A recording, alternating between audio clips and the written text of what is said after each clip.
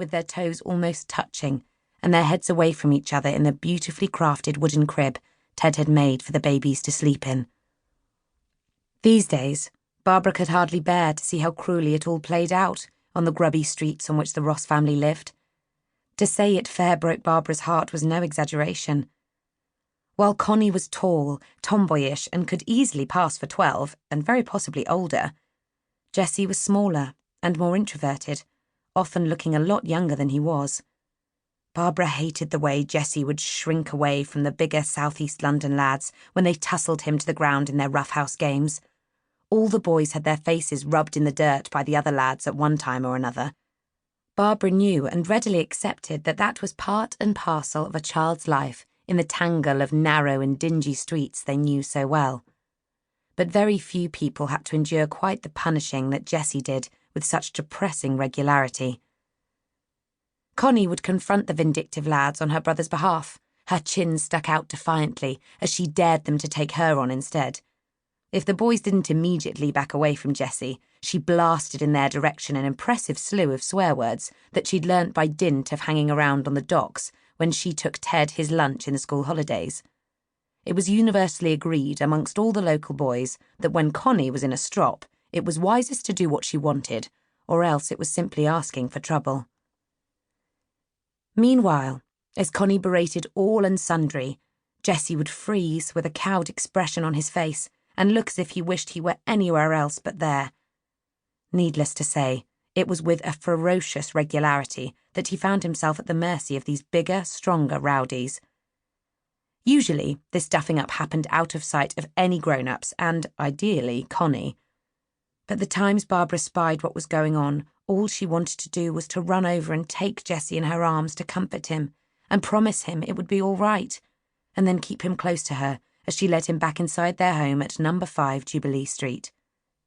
However, she knew that if she even once gave in to this impulse, then kind and placid Jessie would never live it down, and he would remain the butt of everyone's poor behaviour for the rest of his childhood.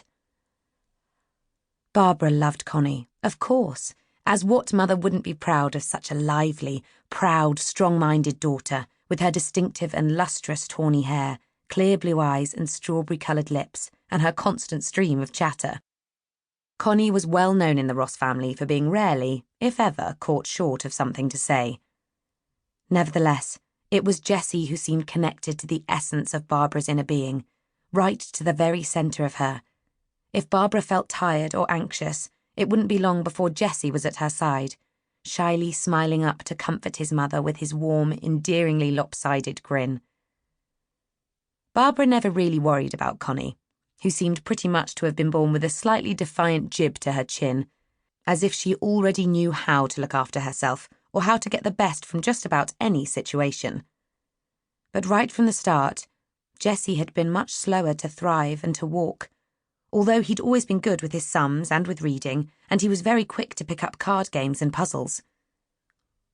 If Barbara had to describe the twins, she would say that Connie was smart as a whip, but that Jessie was the real thinker of the family, with a curious mind, underneath which still waters almost certainly ran very deep.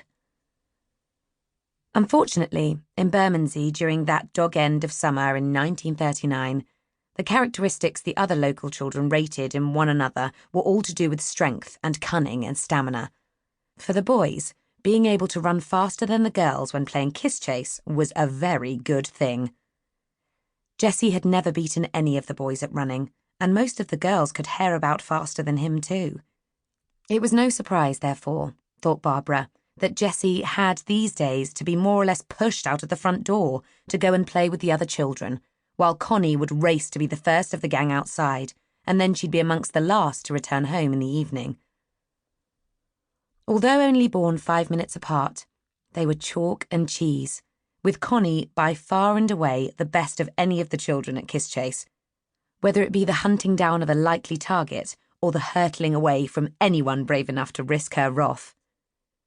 Connie was also brilliant at two-ball, skipping, knock-down ginger and hopscotch, and in fact, just about any playground game anyone could suggest they play. Jessie was better than Connie in one area. He excelled at conkers. He and Connie...